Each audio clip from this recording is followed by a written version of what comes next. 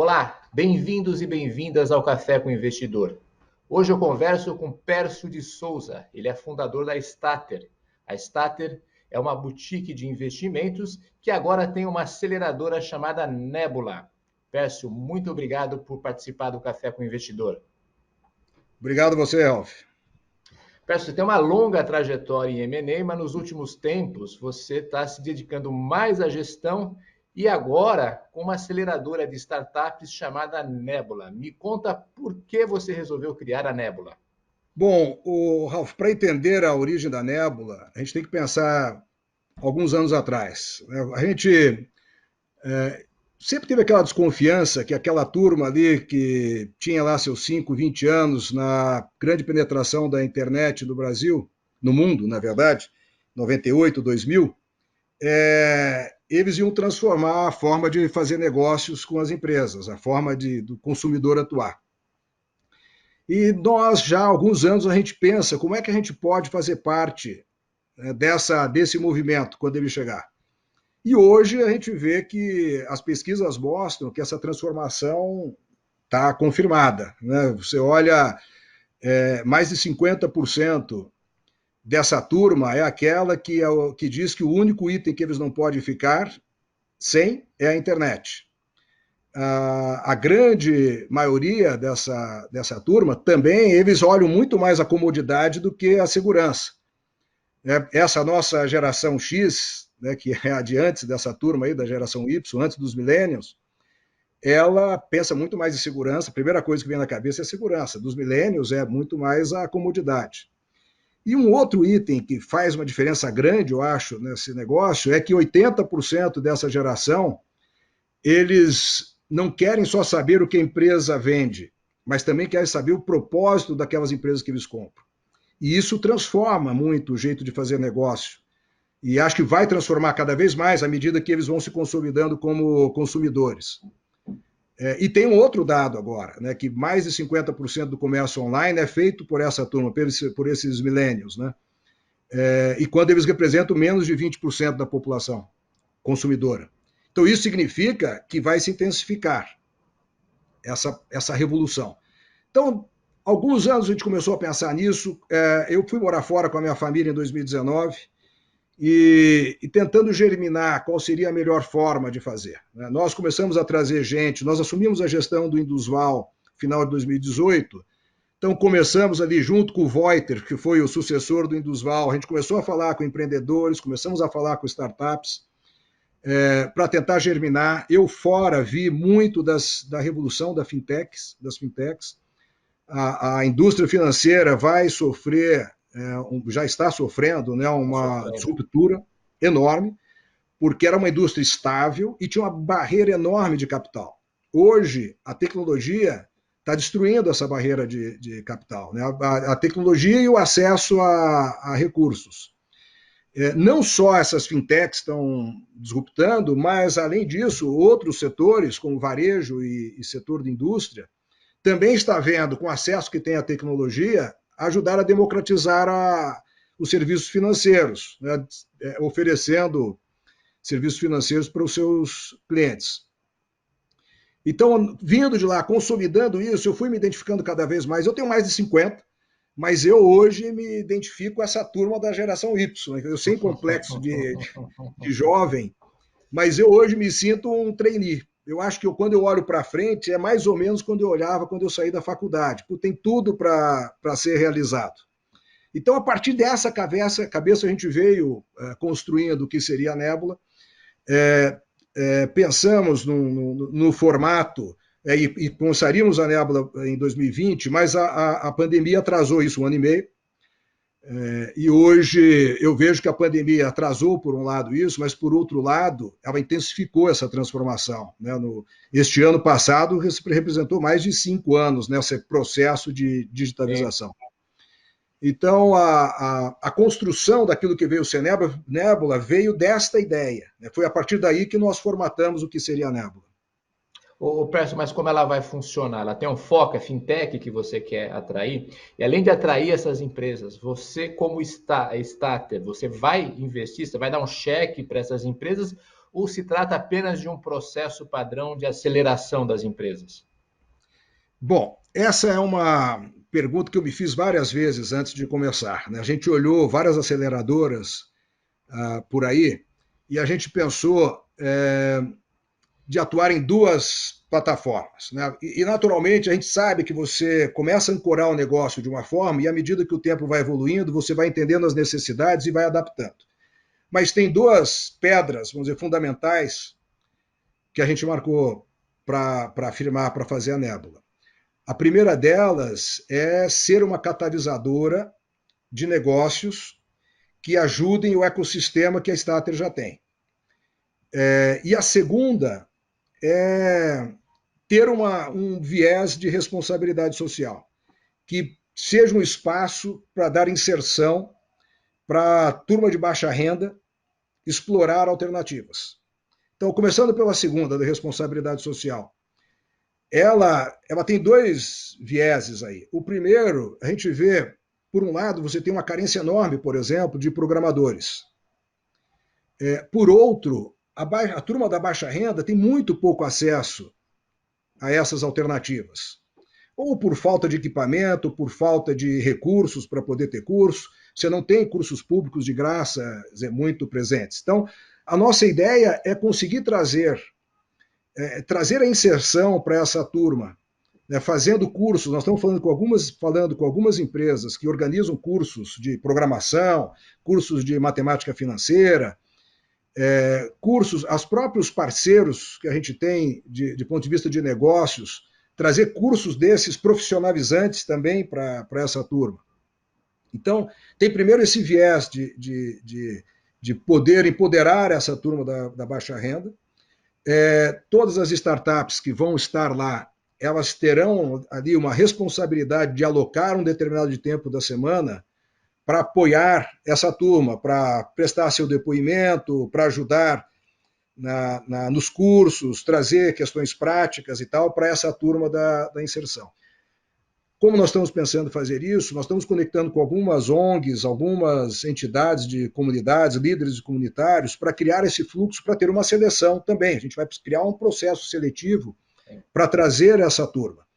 E aí, tanto esses jovens que querem aprender, como também eventuais empreendedores que querem se expor, que têm ideias boas, que têm iniciativas boas, mas falta, né, tanto o apoio de mentoria como de recursos. Então, essa vamos dizer, o viés responsabilidade social. Quando a gente vai para negócios, o principal negócio que a gente imagina com um potencial grande, pegando aí o Let's Bank, né, falando então da catalisadora das nossas empresas. O Let's Bank tem hoje a missão de inserir os pequenos empreendedores até as PMEs, né, de 30 mil de faturamento, a nossa questão, até 30 milhões. Então, aqui a gente percebeu que você tem dois cortes. Um aí até 500 mil reais por ano de faturamento e outro do 500 mil até 30 milhões. Essa primeira leva, que é o microempreendedor individual, quando a gente começou a pesquisar, né, e muito o seu guru, por exemplo, fez muito isso. Ele foi nas bases, foi nas comunidades, visitou as comunidades. A gente viu que a carência deles é muito maior do que isso. Então a gente começou a conversar com outras empresas, outras startups que tinham um olhar de inserção para essa turma, né, dos microempreendedores, porque você viu que quanto mais você trouxer, né, de produtos ou de alternativas, você viabiliza o teu negócio, né, porque você diminui o custo de CAC, você diminui o custo de gestão e você começa a entender melhor os costumes e usos e as necessidades dessa turma. Então começou um pouco com essa catalisação. Hoje a gente tem uma fintech que deve começar a semana que vem, que a gente trouxe agora para o Let's Bank, devemos fechar aí nas próximas 2 semanas voltadas para isso. Tem o Seguru, que além de principal seguros, mas também está olhando outros produtos. Somos Todas Marias, também está conosco para olhar essa comunidade empreendedora. Ela tem um olhar muito para a mulher empreendedora. Então, trazer esse ecossistema foi o nosso objetivo primeiro. E claro que aí foi expandindo. Então, hoje, o que a gente quer lá é trazer um grupo de startups que tenham como que tem uma cabeça em inovação, né? Então, produtos que a gente vê que são fora da caixa, que muitas delas vão ser direto ou indiretamente focar nessa inserção dos pequenos empreendedores, para que a gente reforce esse ecossistema, mas algumas também podem ser fora disso. Então, a gente está trazendo combate à fraude, cybersecurity, Tá. open banking e alternativas para complementar. Mas você investe, Perso, nessas empresas? Tem um Tá. cheque da Stater, né, para trazer essas empresas? É um processo de seleção ou é um investimento como você fosse não sei, um seed money, um fundo assim, no modelo de algumas aceleradoras que existem nos Estados Unidos? Tem aceleradoras nos Estados Unidos que dão cursos, trazem as empresas e no final acaba investindo. A nossa cabeça é um pouco agnóstica ainda sobre isso. Tem algumas das empresas a gente pode investir, outras simplesmente a gente vai mentorar. Tá. E aí abrir o espaço, nós temos falado com alguns venture capitals para abrir espaço para que eles possam vir identificar e investir lá nas empresas onde a gente está. Então a gente não tem necessidade necessariamente de investir, pode ser empresa onde a gente investe ou não. O mais importante para nós é que tenham complementariedade no ecossistema e também tenham, vamos dizer, afinidade que passe pelo nosso screening daquilo que a gente acha importante de uma fintech. Então, o nosso processo seletivo, o primeiro passo é selecionar o gestor. Então, nós temos 4 itens que a gente olha no gestor. Então, o primeiro é que tenha ambição. Não adianta, a gente não quer alguém que queira conhecer a cidade vizinha. Né? Por essa, tudo bem, é legal e tal, ir para Guarulhos, sei lá, para Ibiúna, mas não vai agregar o valor. Nós queremos alguém que seja tão louco quanto querer ir para Marte. Então, a ambição precisa ser grande, mas não basta ter ambição. Fala, Deixa eu fala. fazer um comentário antes. Sim. Então, você quer um Elon Musk? Não, peraí. Essa aí você já está fazendo um spoiler aí. Você está fazendo um spoiler. Depois eu Não, vou falar você do Elon falou um Musk. louco que vai para Marte. O único louco que eu conheço que quer ir para Pois Marte é, é Elon Musk. pois é, pois é. Você deu um spoiler, depois eu vou te explicar por quê. Tá bom. Mas agora, tem uma diferença muito boa, e essa vem a administração, né? Porque hoje em dia, principalmente com essa dominância das mídias sociais, sonho e opinião todo mundo tem. O que falta para a grande maioria é planejamento e capacidade de execução. Então, essa questão é fundamental para nós. Você tem que ter o sujeito que tenha o sonho, mas que planeja e execute. Né? Não basta o sonho. Quer ir para O Marte, terceiro, mas tem os pés na Terra, e então. tem os pés na terra. Você sabe que antes de ir para Marte, ele tem que talvez ir para o Cape Canaveral, lá nos Estados Unidos, né? Entender como é que funciona o foguete e assim por diante, criar seus passos. Uma outra ponta importante que a gente quer ver nos empreendedores é o poder de síntese. E olha, de cada 10 startups que eu falo, 5 tem um problema que me incomoda muito desde a época da engenharia, que é o poder de síntese. Aquele que tem, para explicar o seu negócio, precisa de 5.000 linhas e 500 colunas para explicar o seu negócio, ele não sabe o que está fazendo. E isso é muito dominante. Muitos têm a falsa impressão de que saber o detalhe é saber o negócio. E não é verdade. O que mata o negócio não necessariamente é o detalhe. O primeiro índice de mortalidade começa no erro de concepção, que é o macro.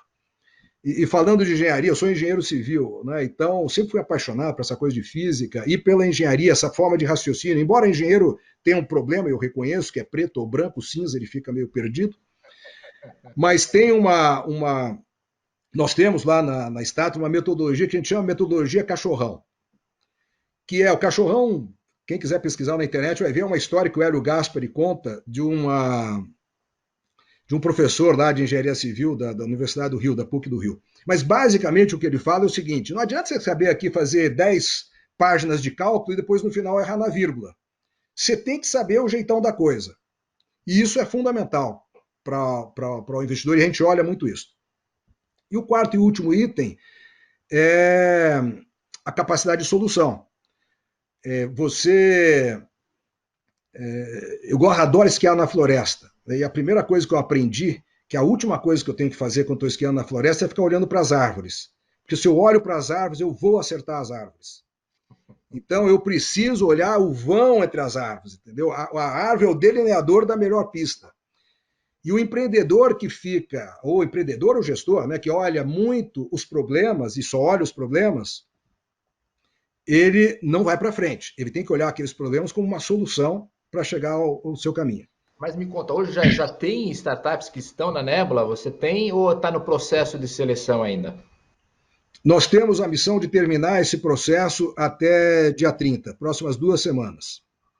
Então já tem algumas, naturalmente, já começaram, tem a Seu Guru já está indo para lá, a IO, que também é uma fintech nossa de crédito, já está indo, somos todas Marias de vez em quando. Então a gente está começando a trazer, mas as nossas já estão lá, só que a seleção aí tem as próximas 2 semanas para a gente arrematar e definir. Então, só o seu grupo explicando para quem está nos assistindo, ouvindo, o seu guru é uma Insurtech, da área de seguros, e a IO é da área de fintech, né? Isso, é uma fintech para PMS. Você comentou que é importante ter algum fit com o ecossistema da Starter. Que ecossistema é esse? Tá. Nós temos hoje lá o Voiter, que é um banco de atacado de negócios, e o Voiter ele olha, está olhando a digitalização do mundo de atacado, alternativas de banco de negócio, mas que também está buscando B2B2C. Então ele apoia e apoia os seus clientes a facilitar ou trazer a tecnologia para o seu negócio. E tem lá o Banco Agro, ele tem um peso grande, café e outros, o agro de um modo geral, e também tem consignado, que no final do dia você pode estar, ou tem o espaço para estar com a pessoa física pulverizada. Então a gente tem olhado trazer fintechs que possam contribuir e ajudar o Voiter a catalisar esse movimento. Depois nós temos o Let's Bank. Let's Bank é um banco que foi formatado de uma forma, de um jeito de ser um banco transacional. Nós estamos virando ele um pouco de ponta cabeça, que a gente chama, fazendo um turnaround desde o final do ano passado, e nós dividimos eles numa plataforma horizontal tecnológica, que é essa transacional, e as verticais de crédito. Então, nós temos a primeira vertical de crédito, que é a IO, que eu te falei, que atende as PMS, e nós estamos trazendo uma nova vertical que vai atender as MEIs e as MS, que a diferença aí é por faturamento. E a ideia do Let's Bank é poder se juntar, poder fazer parcerias com empresas e com startups para prover o máximo de serviço possível para o seu cliente. Então, a ideia do crédito, você dá o crédito, abre a conta e você tem o serviço transacional e toda a plataforma tecnológica dada pelo Let's Bank. Tratamento de dados, que é fundamental. O pessoal hoje fala muito de AI, da inteligência artificial, mas quando você vai olhar de verdade, Ralph, 90% dessa turma que fala de inteligência artificial o AI é o Arnaldo e o Ismael digitando lá. Na verdade, não tem. Por quê? O grande problema é porque você não tem uma base de dados robusta para você, robusta e com tempo suficiente para você ter análises que te permitam fazer uma modelagem totalmente baseada no machine learning. Então, é um processo que a gente está colocando todo o foco. Temos alguns engenheiros de engenharia de dados e a nossa ideia é que esse ecossistema, dentro daquilo permitido pelo LGPD, a gente poder trabalhar esses dados para que a gente possa reduzir o nível de inadimplência dos créditos, para que a gente possa diminuir o risco, a percepção de risco da seguradora, para baixar o custo. Enfim, é um ecossistema que ajuda nisso. Por isso que eu te falei, startups de combate à fraude são críticas para isso. Cybersecurity é um pesadelo que nós estamos vendo só a ponta do iceberg hoje. E o que a gente acredita é que você nunca vai conseguir bater os hackers.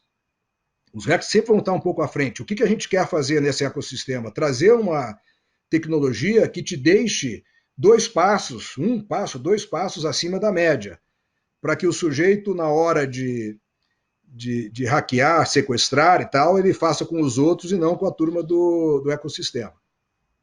Mas essas empresas são empresas que você investe ou são empresas que você ajuda na gestão? Então, são as duas coisas. Como eu te falei, são empresas que vêm para lá, participam do ecossistema, a gente pode investir ou não, a gente dá espaço para outros venture capitals investirem e a gente vai ajudar na mentoria daquilo que for necessário. Não, eu estou me Mentoria e conversa de referindo, negócio. eu Oi? estou me referindo ao Voiter e o Let's Ah, Bank. sim. Ah, tá, desculpe, desculpe. Não, Voiter e Let's Bank é uma. Nós temos a gestão e temos a opção de ficar com 50 mais 1% das ações. Tá? Então, Entendi. é um acordo que nós fizemos lá atrás com o Roberto e Roberto Rezende Barbosa, que é o grande acionista da Cosan, ele tinha o Indusval precisava de capitalização e eles nos chamou para fazer essa transformação junto com ele. Então, o Voit Let's Bank é isso. A TRR, que aí é a corretora de seguros, é uma que nós temos 100%, que Entendi. também faz parte. A Seu Guru, nós temos uma participação, estamos ajudando a catalisar. Então, como eu te falei, é meio agnóstico a isso. E aí depois tem a nossa casa da mentoria, que aí vem, nós juntamos um pouco a nossa mentoria com a nossa experiência de gestão. O Pércio, quando eu conheci você, você estava lá envolvido com grandes negócios. A Stater era uma boutique de M&A e que trabalhava com várias negociações. E hoje, pelo que você está me contando, você está muito mais envolvido em gestão do que M&A. O que aconteceu? Foi uma mudança de perfil? Porque você colocou o M&A, não estou dizendo que você abandonou, mas Uhum. parece que ficou um pouquinho mais de lado e a gestão ganhou muito mais importância do que o M&A. Tá, eu acho que aí tem um pouco de histórico aí meu. Tá? Eu, na verdade, desde que eu me formei, eu fui um certo empreendedor. Então, lá, um ano depois de formado, eu fiquei sócio de uma cantina numa escola técnica lá, que tinha 10 mil alunos, reformulei, estudei a história do McDonald's, fiz uma transformação no projeto, depois foi evoluindo, montei uma ideia de fazer uma América lá para o Paraná, eu morava em Curitiba, né? Trouxe um mestre do América, fui visitar, tinha América lá em Washington, na verdade, onde foi a origem, a inspiração do América daqui, foi de lá. Então eu fiz, por alguns anos, eu fiz essa parte empreendedora da coisa de restaurantes e lanchonetes, depois eu acabei vendendo. Depois disso, eu construo, eu sou engenheiro, tenho dois colegas, tem um colega meu de faculdade que eu construo com ele desde aquela época também que me formei por anos. Nada assim muito estruturado. Mas com isto ali, nós montamos a nossa holding de investimentos, porque quando eu olhei assim para a parte de M&A, eu olhava o empenho que você tem que fazer, né, aquele tempo dedicado no final de semanas, às vezes 3, 4, tem algumas operações, como a da Ipiranga, por exemplo, a gente ficou praticamente 3 semanas sem dormir. Ainda bem que eu moro aqui a 7 minutos do trabalho, porque vinha para cá, tomava banho e voltava. Eu falei, olha, daqui com 75 anos, talvez eu não consiga mais fazer M&A. Ou pelo menos essa parte, vou mais mentorar, não vou poder me envolver tanto. E eu não me via parando de trabalhar. Falei, bom, eu quero trabalhar, sei lá, até os 100 anos, se eu não tiver louco, né? Se eu tiver bem de saúde. E eu pensei que a melhor forma de fazer isso era, de fato, estruturar uma holding de gestão e lá na frente, daqui 25, 30 anos, na época, né? Agora já um Sim. pouco menos, talvez daqui 20 anos, eu tivesse já uma base, experiência. Eu falei, pô, vou ter experiência ruim, empresas vão quebrar, então como é que eu vou me preparar para isso? Comecei a montar, começamos a construir essa empresa, essa holding que foi um pouco paralela e foi crescendo aos poucos, onde a gente aplicava nosso conhecimento de gestão, conhecimento de M&A, aquilo que a gente foi aprendendo com as empresas que a gente conversava. A gente sempre foi muito próximo das empresas quando a gente trabalhou. Agora, também teve uma transformação no mercado de M&A. O mercado de M&A se comoditizou demais. Ficou quase como uma coisa de corretora, onde preço está na frente da solução. E isso aí desmotivou. A gente faz M&A porque gosta, mas é óbvio que tem que ter uma remuneração compatível. A gente sempre discute aqui que o dinheiro não é o nosso fim. O nosso fim é realizar, mas num mercado de commodities, onde você tem, na verdade, corretagem, não dava a inspiração para que você pudesse participar disso. Então foi isso que deixou um pouco de lado. Nós temos ainda projetos, principalmente aqueles com gente que acredita no trabalho, que a gente faz um projeto transformacional. 70% dos nossos negócios é compra, por conta disso, que a gente traz uma visão de estratégia, né, nos negócios. Mas foi isso, não abandonamos, está no nosso sangue, a gente gosta muito de fazer, mas é um M&A diferente, não é um M&A onde você é o concierge, onde você fica fazendo planilhas, onde você paparica o cliente, não, é um M&A onde você discute estratégia, você faz estratégia do negócio, né, porque o M&A ele tem duas composições críticas, uma técnica, que é você entender a estratégia do negócio e desenvolver a engenharia, né, do produto, que é usar a criatividade para achar soluções, e você tem o lado de negociação em si, que depende muito de empatia, né? O negociador duro, muita gente acha que o negociador duro é o negociador grosso. Não é. O negociador duro é aquele que consegue enxergar onde estão as suas vantagens, onde estão as suas deficiências e saber fazer as trocas na hora certa. Isso sumiu um pouco, é por isso que a gente diminuiu, mas está no nosso sangue. Eu acho que vou fazer M&A, pelo menos mentorar M&A até o final da vida. E curioso, porque nesse momento, nessa que a gente está vivendo hoje, outro dia teve uns 5 ou 6 M&As que foram anunciados num único dia. Quer dizer, é um mercado que está assim, absurdamente aquecido, até por conta de uma série de IPOs, tem muito dinheiro, tem muita liquidez e está se comprando. Mas o que você chama de corretagem de M&A? E o que é diferente do que você fazia? Não, bom, aí está um interesse pecuniário. Na corretagem você cobra muito menos do que cobrava-se uma operação de M&A antes. Então, e segundo, o que eu vejo é menos daquela engenharia de criatividade que tinha antes. Boa parte das operações elas estão sendo feitas, são operações mais padrão, operações de mercado, onde tem mais competição, disputa, tem menos daquelas montagens, né, que nós tivemos no passado. E também acho que os bancos Veja, também eu estou aqui reclamando, não vou ficar chorando do mercado que mudou, porque também acho que os bancos, não vou desmerecer, porque os bancos se prepararam para isso, estão mais agressivos, né, nessas operações, viram aí uma oportunidade de ocupar espaço. Então, o mercado ficou diferente daquele que a gente gostava, por conta disso. Tá. Você se envolveu em grandes operações e grandes transações. Assim, você pode comentar algumas que você teve envolvido? Bom, posso. Você tem alguma que você queira saber, assim, especificamente? Não?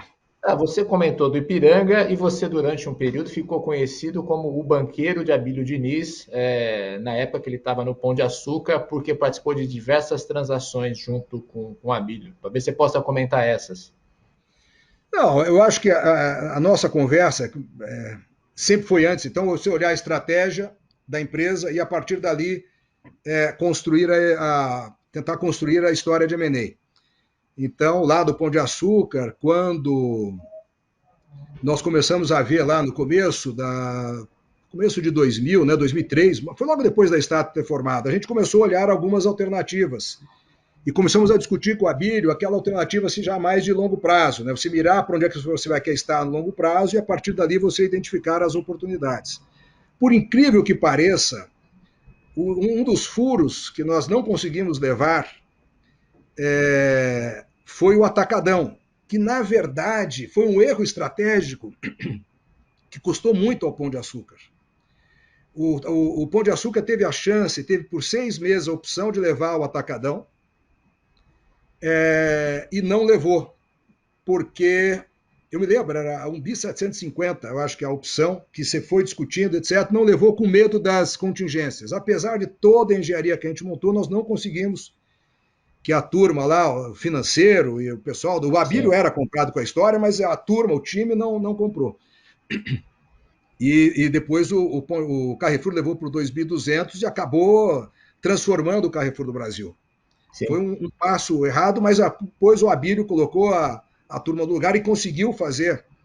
E a partir dali veio o açaí, depois entrou no mercado de atacarejo, depois o Ponto Frio contra tudo e contra todos, né? O mercado todo achava movimento errado, ponto frio, a gente foi, bancou, depois Casas Bahia, e depois até aquela, para mim, que foi a operação do ponto de vista de engenharia melhor estruturada que nós fizemos, que acabou indo mal por conta da nossa equívoco na condução do processo lá com o Casino.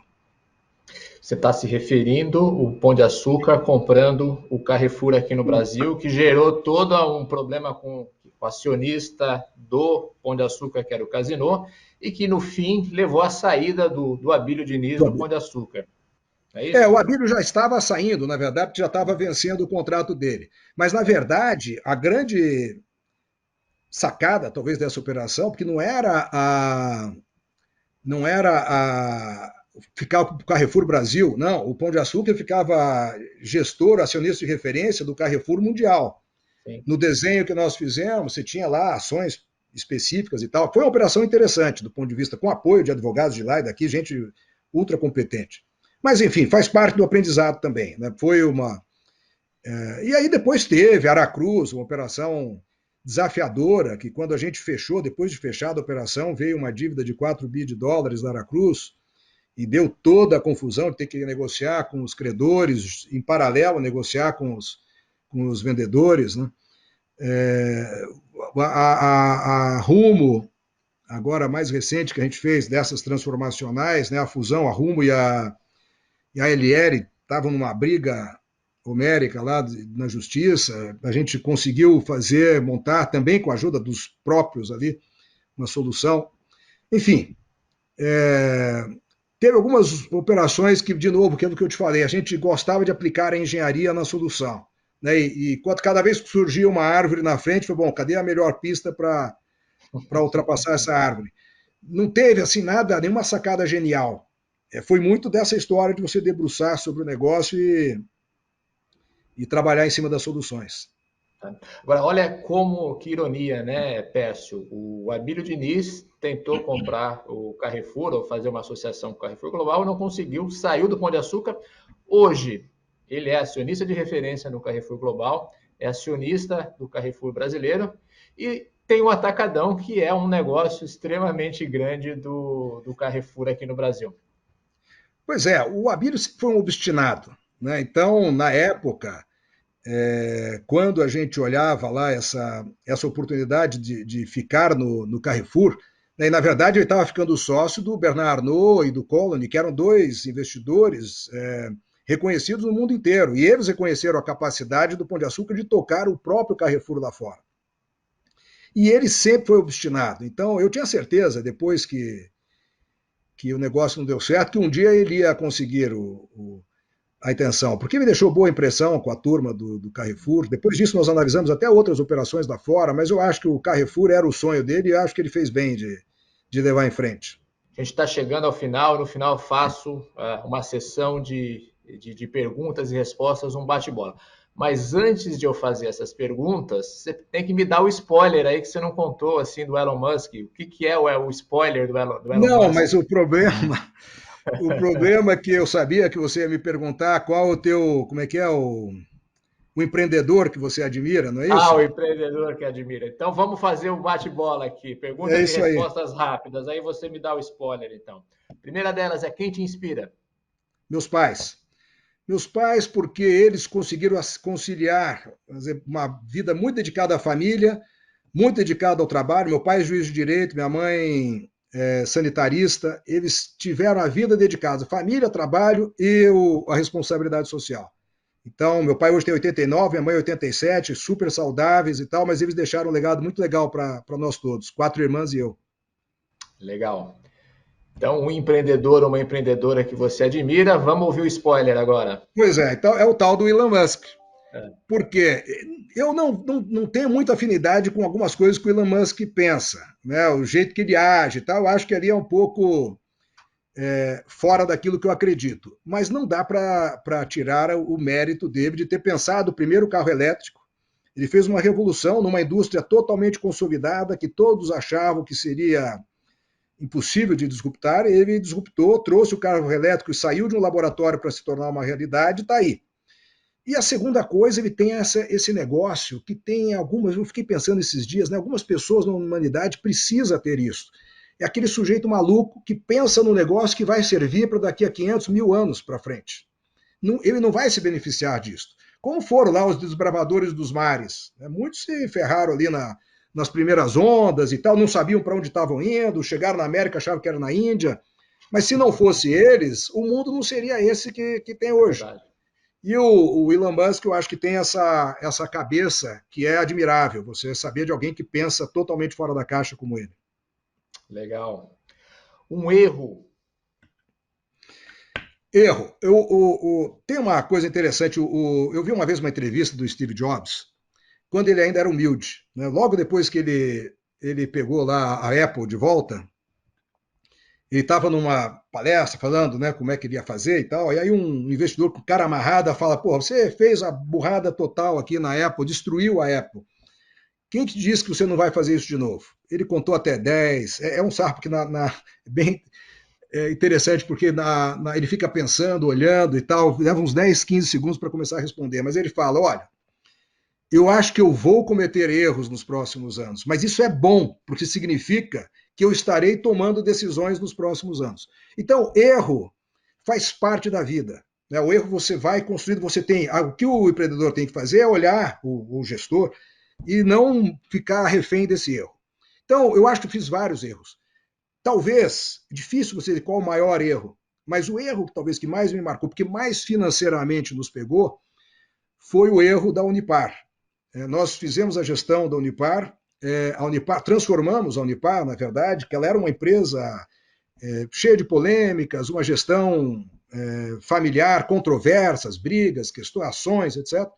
Nós transformamos ela, compramos a Solvay, e ela veio de lá, 2016, que nós assumimos, até final de 2017, 2018, nós compramos a Solvay, absorvemos, mudamos o patamar, e ela saiu de 400 milhões para os 10 bi de hoje, mas erramos na nossa relação com o controlador. Né? E aí tinha uma máxima que o Cantidiano, saudoso Cantidiano, advogado, que trabalhou em várias operações conosco, que falava, olha, de má fé não há contrato que te proteja. Então, acho que esse foi o erro, a gente não ter analisado a natureza humana. Pela proximidade que a gente tinha do controlador, a gente não analisou a natureza humana. Um acerto. Acerto. Essa também, de novo, como eu me sinto um trainee, é difícil olhar para trás e ver assim, pô, uma grande coisa que mudou a minha vida. Eu acho que tiveram vários pequenos acertos, a saída da engenharia para ir para o Citibank na época, depois do Citibank ir para o BBA, que era um banco de 28 milhões de patrimônio, era um banco pequenininho, na verdade, né, que foi uma escola fora de série para mim, que me deu permissão de eu colocar minhas ideias em frente. Depois a fazer a Stater, em 2003, foi uma decisão correta. E agora, mais recentemente, né, a sociedade com o Roberto Rezende Barbosa, um sócio espetacular, que dá espaço para tudo, deixou a gente tocar o negócio e que deu a chance de eu estar convivendo com essa turma do Voiter, uma turma nova que muitos eu já conheciam de trás, o Let's Bank, poder fazer essa transformação toda. Eu acho que esses foram os pequenos acertos. O único acerto assim que eu acho que eu fiz, e esse foi de passado, e está no presente, mas foi de passado, foi a decisão que eu tive quando eu saí da faculdade, que só me casar aos 40 anos. Porque eu sempre pensava, eu quero casar uma vez só. E quero ter filhos e não quero separar com filhos. E aí eu fiz isso, a família, os meus filhos hoje, Tiago, Felipe, Manuel, nossos filhos têm 18, 16 e 11, são cidadãos, nosso casamento é ótimo, então se eu fosse falar assim, um acerto já que está no passado, seria este. Tá legal. Um livro. Livro também, eu sempre quando pergunto qual é o melhor filme, o melhor livro, eu tenho uma dificuldade de falar. Eu falaria aqui o livro do momento, pelo momento que nós aqui do mundo vivemos, que é um momento de pandemia, um livro que eu gostei muito e que acho que tem muito a ver com a atualidade de hoje, que é A Peste, de Albert Camus. É verdade. Tem bem a ver mesmo. Bem a E ver. por fim, um hobby. Como eu te falei, assim, eu sou meio eclético, né? Não faço nada muito bem feito, mas faço muita coisa. Então, eu gosto de tocar piano, gosto de tocar violão, vários esportes diferentes. Não sou bom em nenhum deles, mas gosto de fazer vários deles. Se eu fosse escolher assim uma coisa, é cinema. Eu sou cinéfilo, e desde a época da faculdade, sempre fui em filme. Agora, na época da pandemia, até foi um negócio interessante. O que substituiu o cinema para mim, sabe quem foi? Um jogar detetive com a família depois do jantar, retirado lá na nossa casa de campo, não podia falar com ninguém. Among Us é um programinha que tem jogar com a família. Esse foi o meu principal hobby ali durante aquele período de reclusão da coisa, da pandemia. Pois é. A pandemia fez as pessoas terem hobbies assim bem diferentes. E eu Bem sempre faço diferentes. essa pergunta aqui para os meus convidados, e um deles me respondeu que o hobby dele na pandemia foi lavar prato. Esse não foi o meu, foi jogar Among Us com meus filhos e minha mulher. Tem hobby de todos os gostos aqui. Pécio, foi um prazer recebê-lo aqui no Café com o Prazer foi Investidor, meu. ouvir sua história, ouvir a sua nova fase, ver que você hoje é um millennial, é um trainee, então. É isso aí, sou um trainee. Daqui a pouco eu vou estar batendo aí nos lugares para pegar emprego. Muito obrigado, viu, Pécio? Obrigado você, Ralph. Este foi o Café com o Investidor. Eu conversei com Pércio de Souza. Ele é fundador da Stater. Você pode assistir esse programa nas páginas do Neofeed, neofeed.com.br, ou na nossa página no YouTube. Você também pode ouvir esse programa no seu tocador preferido de podcast. Obrigado e até o próximo episódio.